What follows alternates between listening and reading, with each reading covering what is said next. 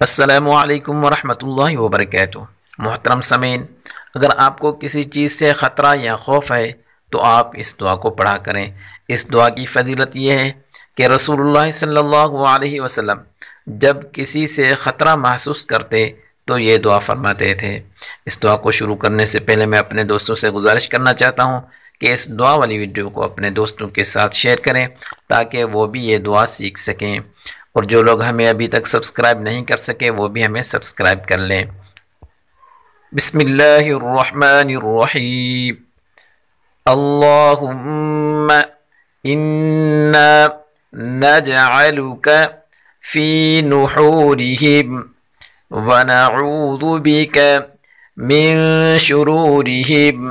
ترجمہ: اے اللہ، ہم اپنی حفاظت کے لیے آپ کو ان دشمنوں کے مقابلے میں پیش کرتے ہیں اور ان کی برائی سے پناہ چاہتے ہیں۔